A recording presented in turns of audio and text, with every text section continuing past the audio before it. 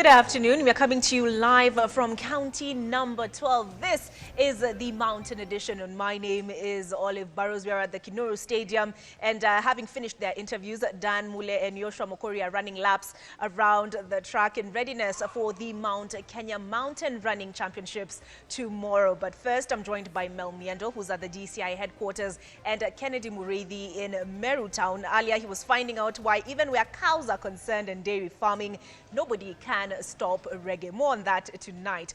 But first, the Court of Appeal Judge Sankale Olekantai is currently being interrogated by DCI detectives attached to the homicide unit over his alleged interaction and involvement in the Tob Cohen murder case. Detectives are seeking to find out whether the judge interfered with the case. Mel Miendo, as I said, is at the DCI headquarters and now brings us details. Mel, what information have you been able to gather?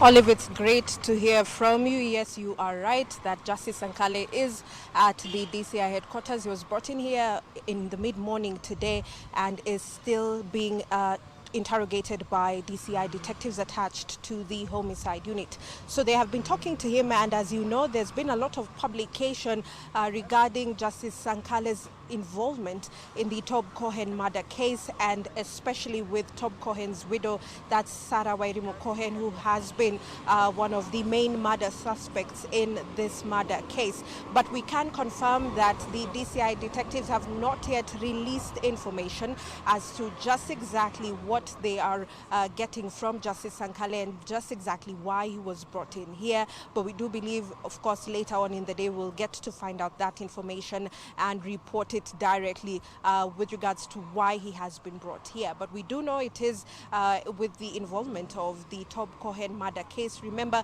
just last week, Sarah Wairimu was contesting the will of the late Tob Cohen, and she was saying that it had been forged. This is according to Sarah Wairimu Cohen and her lawyers, and she was asking the DCI to interrogate Tob Cohen's sister, that's Gabrielle Cohen, and according to Sarah Wairimu, it is in her opinion that this will was forged because, well, her name wasn't there. It is only the name of the late Tob Cohen's sister, that's Gabri Cohen, that was there together with a nephew and a niece, but Sarah Wairimu's name was not in that will, and so that is exactly why she was contesting it just a week ago. We've not yet received information regarding whether it is true, if this will was forged or not. But that is the contest. That is why Sarah Wairimu was contesting that. And with regards to Justice Sankale, the publication that has been there concerning him is his interaction specifically with Sarah Wairimu Cohen, and that is yet to be confirmed just exactly what his role was. Remember, there was also an allegation that at some point before he became a justice, that Sankale was one of the family lawyers for Tob Cohen, and so there are many issues that are coming up with regards to his involvement, and we'll definitely get to find out just exactly why he's being interrogated by homicide detectives here at the DCI headquarters. And so we're still here camping to get to find out that information. So we take it back to you, Olive.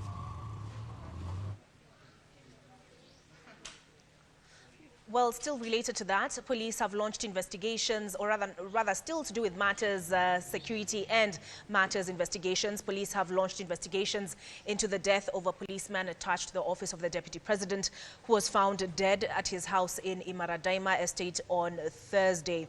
Detectives from the Directorate of Criminal Investigations have since yesterday summoned and recorded statements from witnesses, neighbors, friends, with the aim of getting to the bottom of the death that some now link to murder. NTV's Silas Apollo reports.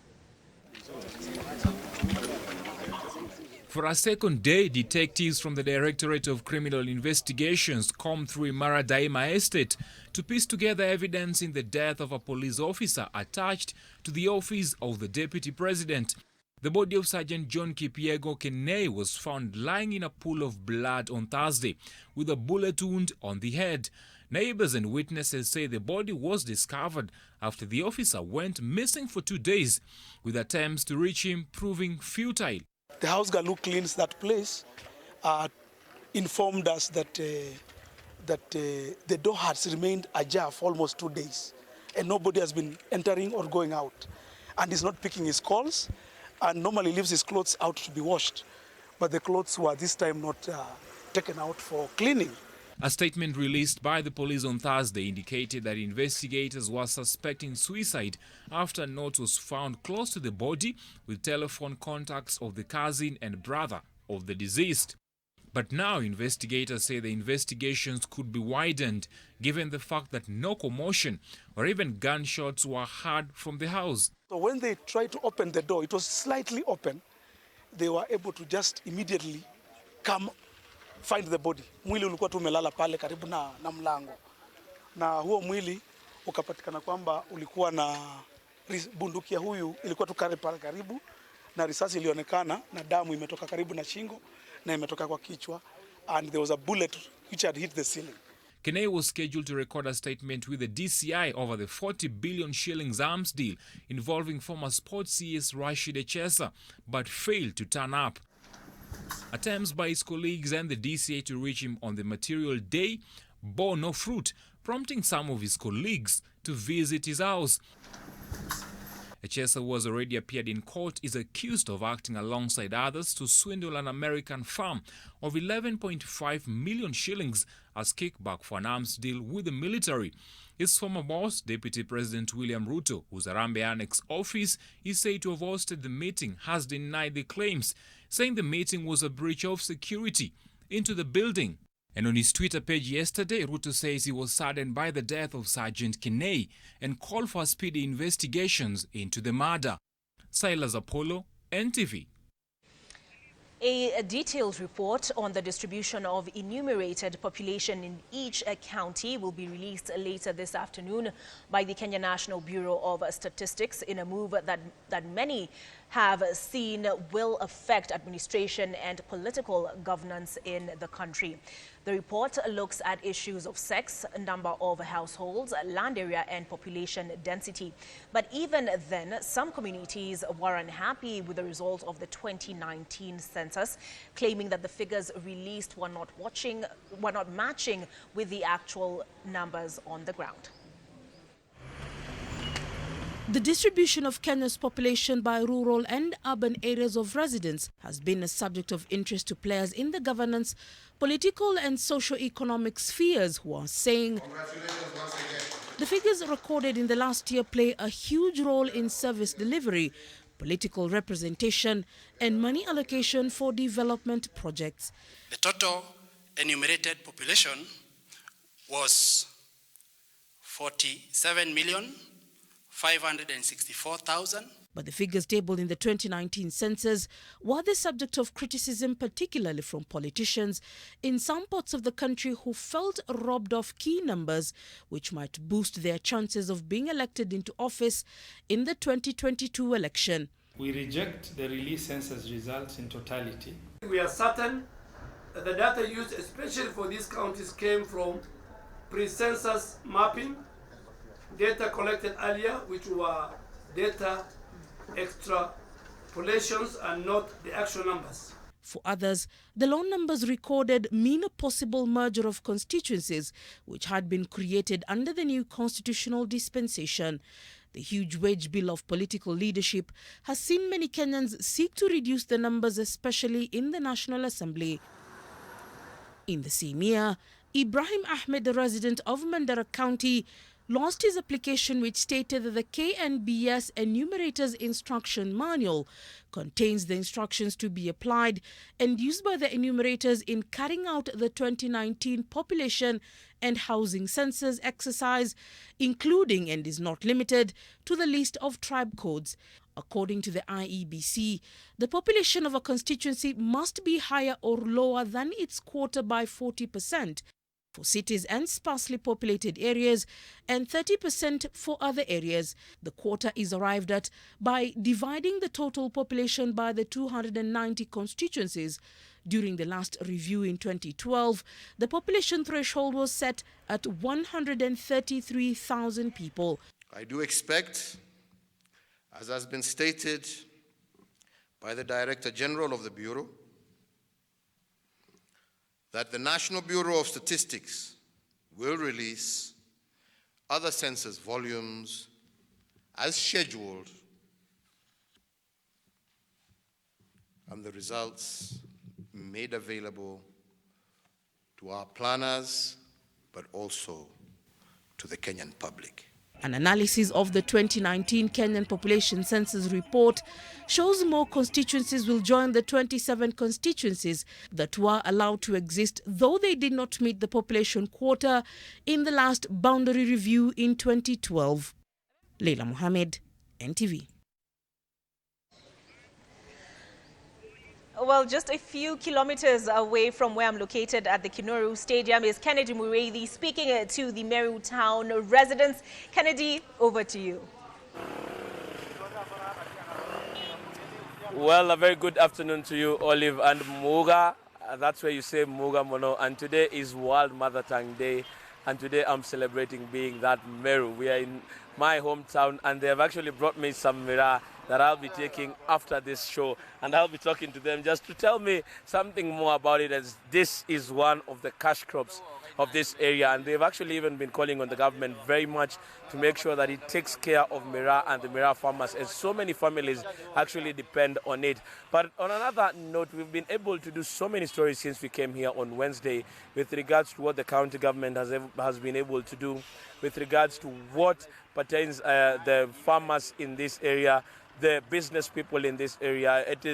Meru is largely an agricultural area, and we were able to also find about 9 ambassadors who had visited the county government, and they were looking at areas where they can actually invest. These are members of the European Union, 9 ambassadors led by the EU ambassador to Kenya, and all of them were of the opinion that they are looking at agriculture as a very critical area whereby they can sink money. As they were also saying, there is about 5 billion shillings that they can be able to sink in the agriculture in all the 47 counties. So we have been able to look at this. And also it's almost 2 years since we were here again, and we've been able to see what is happening. And there are those things that have been able to happen with regards to what the county government has been able to do. And in all the 45 wards, what they are doing is that there is 20 million shillings that is being pumped into each and every ward. And this is exclusive of what the county government is doing with regards to sinking boreholes. 15 counties out of the 45 are actually in semi-arid areas. And there have been solar-powered boreholes that have also been sunk by the county government, and all these are issues that we'll be looking into. And I just want to get a view from these people who are here, just to Meru kuko vipi na mnafurahia kivipi kila kitu ambacho kinakuja, na ugatuzi ulipoletwa ni kitu ambacho nyinyi wenyewe mnafurahia? Tunafurahia kwa manjia. Mimi naitwa David Kairanya. Kwa Meru sisi kama Mira tunajuanga ni cash crop yetu, na ndio tunasomesanga nayo watoto kila kitu, ndio hata serikali inapata mapato kutokana na hiyo Mira. Mira ikwangi kitu mbaya, vile watu wanasemanga Mira ni mbaya, sio kitu mbaya na sio drugs. Mira ni kitu ya kurelax ukiwa stare zako, na ukitaka usiwe kukunywa pombe sana, unakula Mira. Sasa Mira ikwangi kitu mbaya. Ni kitu ambayo ungetaka serikali iangazie? Ni hiyo kitu ndio mimi nataka serikali iangazie, juu kama huku kwa mashamba kama hiyo tunasikia ngige zinaambia ngige zinaenda kukula hiyo, zinakula hiyo Mira. Sasa unaona nini, biashara itakuwa baya. Sasa ndio tunaomba serikali iangazie maneno ya Mira na imalize hiyo maneno ya ngige zinapamia hiyo Mira.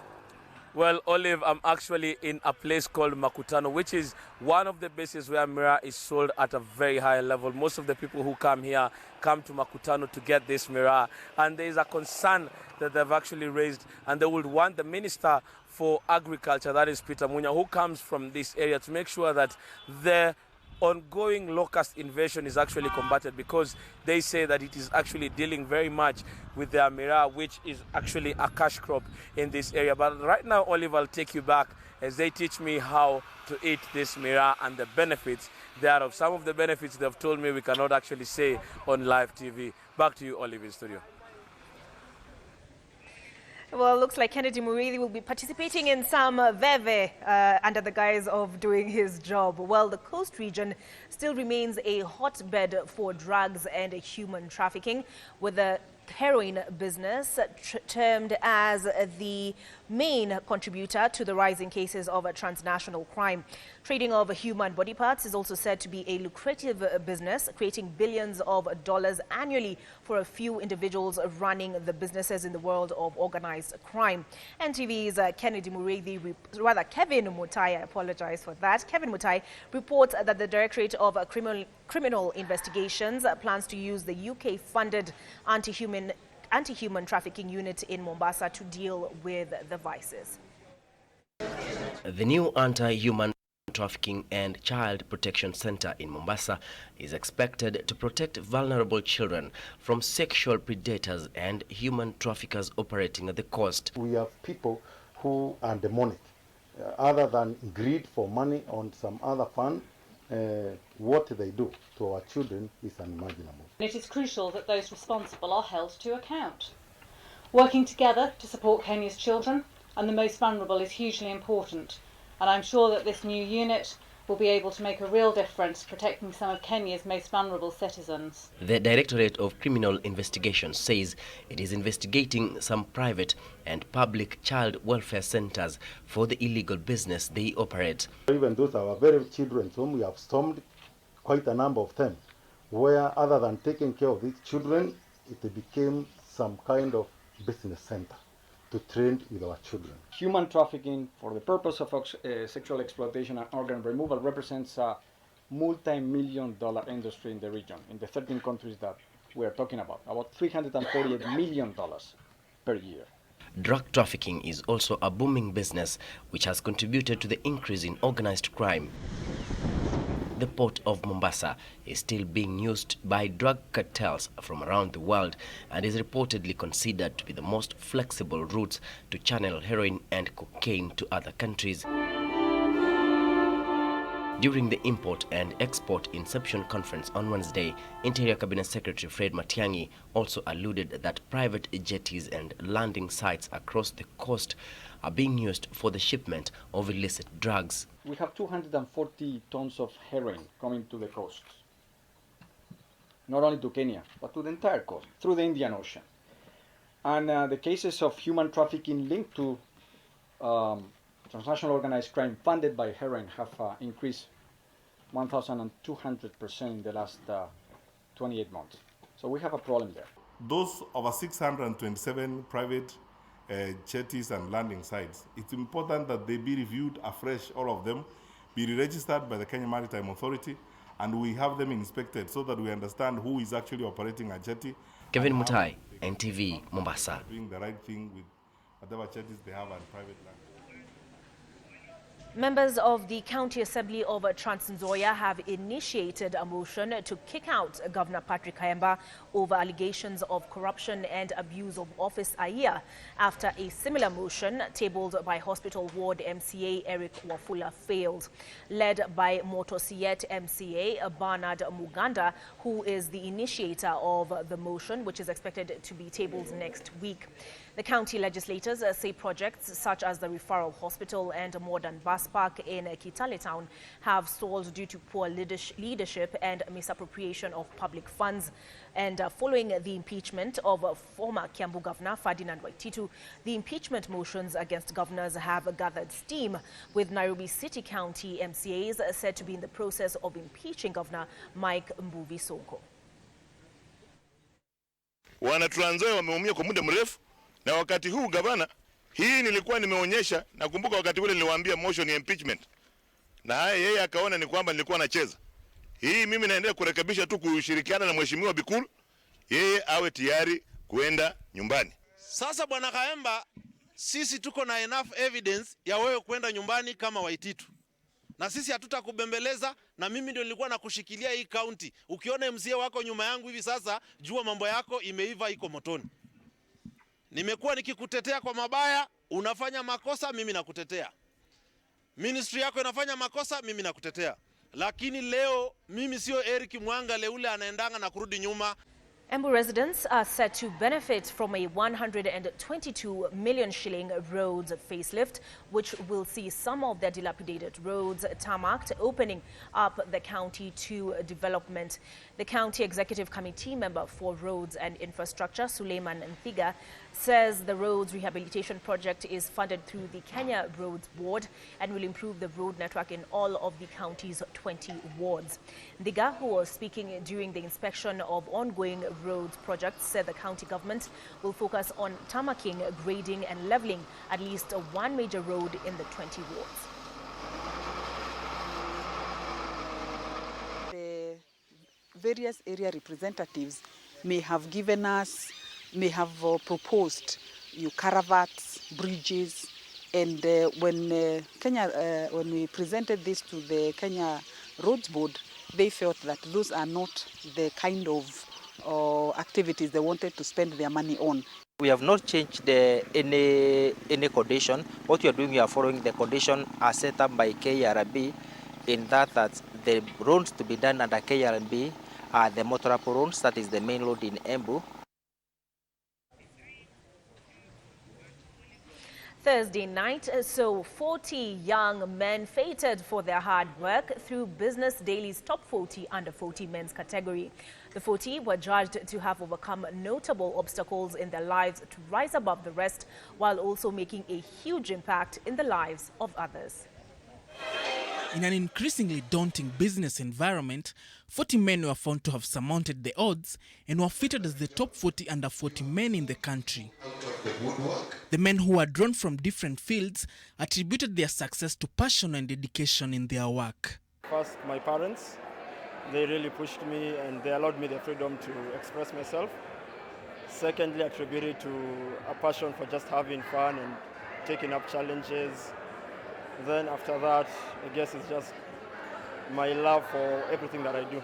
I can attribute my success to relationships. I learned a long time ago that business is all about relationships. If people like you, they want you to succeed. And so we've built vibrant business relationships with great minds that love what we do and want to support us. Hundreds of applicants were scrutinized by a team of judges, and only the best made it to the list. And doing what you do best. Among them were sportsmen, musicians, technology experts, men in the field of medicine, among others. My fellow judges who spent a couple of days pouring over entries and painfully eliminating amazing entrants. This year we had about slightly over 300 entrants. Just to sift you out, gentlemen, the cream of the crop and the top 40 under 40 cohort of 2019. As much as we are lucky to be here, we are healthy, we have the chance to do what we love. People are also lucky to have you and your drive and how much you work hard for everything you do to make sure you get excellence and satisfaction from your job. Their enormous efforts to reach the top were recognized by a number of people, including the Nation Media Group's Chief Executive Officer. There's a reason why we celebrate the top 40 and men and women. These are outliers. They are exceptional performers. We celebrate them in the objective of showing the young people in Kenya, and indeed in Africa, that they too are achievers irrespective of their background. In each sector, there's somebody you can excel. You actually stood out in the various sectors and segments of our society. You've been tried and tested, and you've passed the test, and that's why you're here, and we're here to celebrate you. The top 40 under 40 men as well as the women were put together by the Business Daily in conjunction with Simba Corporation. The top 40 under 40 men's and women's by the Business Daily has continued to grow from strength to strength. Each year without fail has had numerous lessons for the participants. Martin Mwangi, NTV. We take a short break, but we'll be back before you can say Meru County.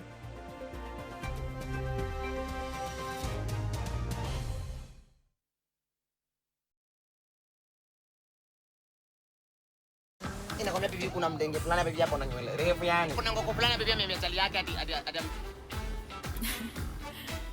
Unajua kama tunaenda kutupinya mtu mbao. Mimi nimemjenga dhao. Gari ilikuwa salaza. Akaniambia nimjenge 17 hapa tena 30 yangu. The way this position is tiring. Nimechoka. Who's that? Ni shosho fulani hapa hivi. Ati shosho. Call for long at 1 shilling 50 cents to all networks. Cartelo!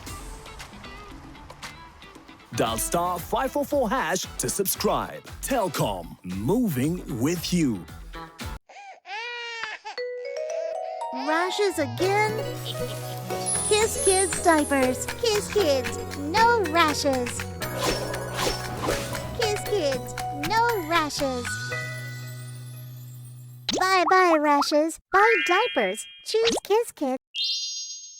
New Blue Band peanut butter. Made with 100% pure peanuts. And a good source of omega-6. Grow healthy and happy kids with new Blue Band peanut butter.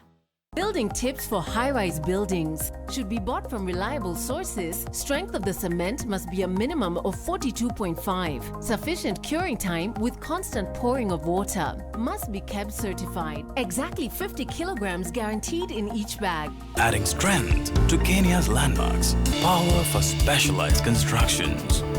Cementing the nation's future. Simba Cement, the strength and pride of Kenya. Now also produced in Nakuru and Mombasa. What could be so special about a Catholic man that would make a woman wait for one to her 60s? Then it hit me that this lady was probably looking for a man out of this world, and a Catholic man is a man from Mars. Now, hakuna mama anataka mtoto wake akose. Yes. You want them to be straight. Yes. But unfortunately, they are human beings. Niko na time madhe amepika ugali, sijui ameendia sahani ndani na kimbia na beba yote. In fact siko namwachia hata kidogo. Kama ashaona amechelewa siku hata 3, njaa inamuuma, hana cha kukula, anaimba hapo. I have decided.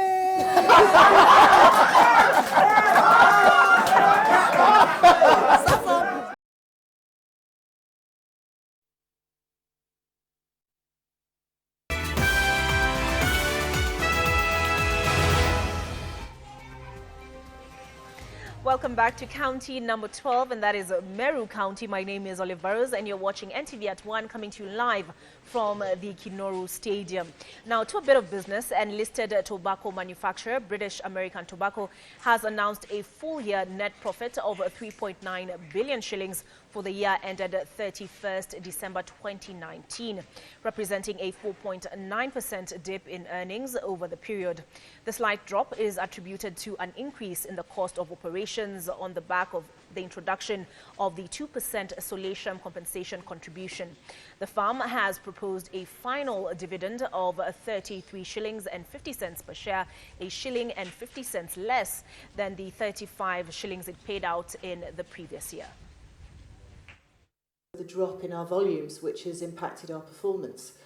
And that is because of the increases in illicit and the impact of affordability on the back of big taxation increases. So that's how the circle sort of joins up.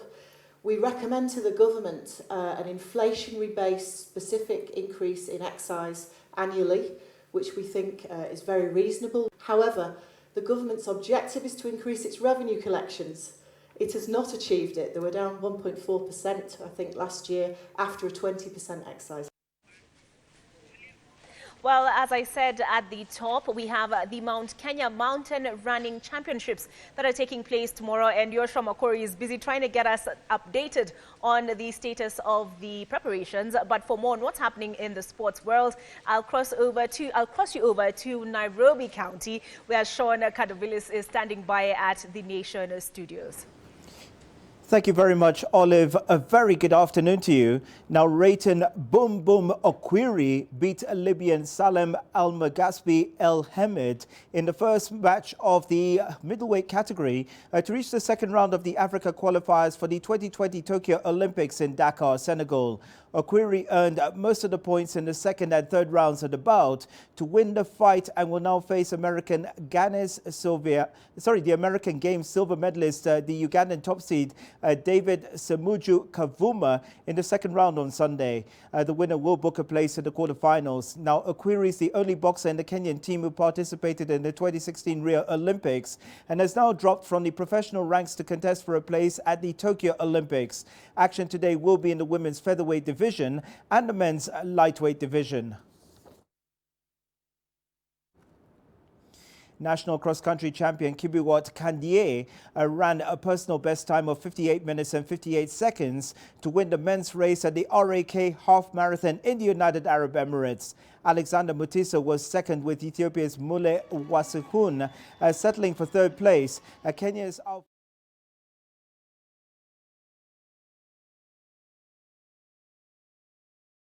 respectively.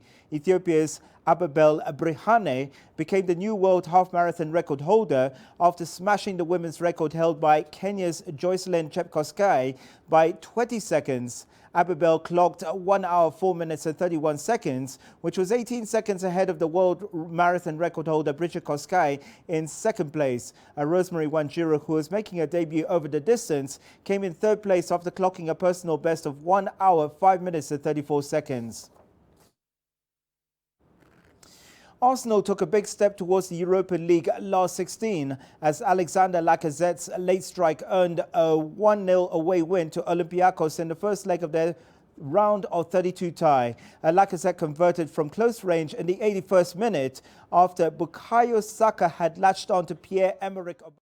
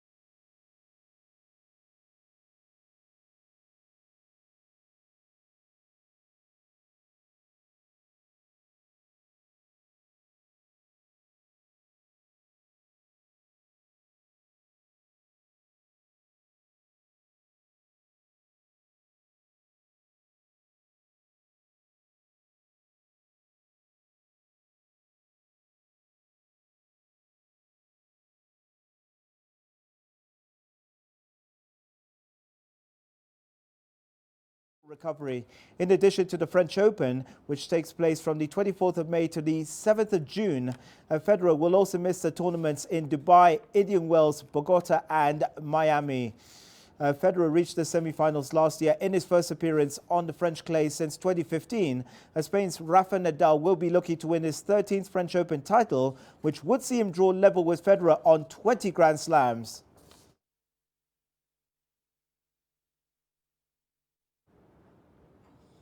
And that's the latest sports news. Back to you, Olive.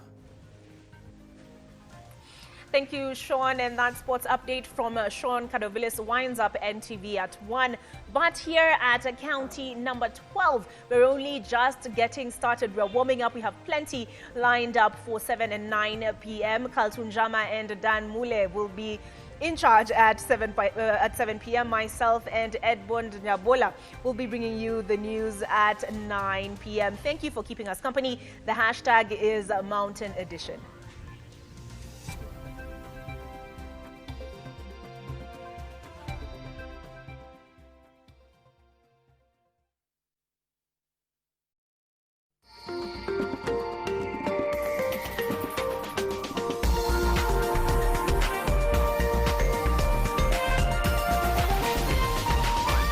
This is NTV.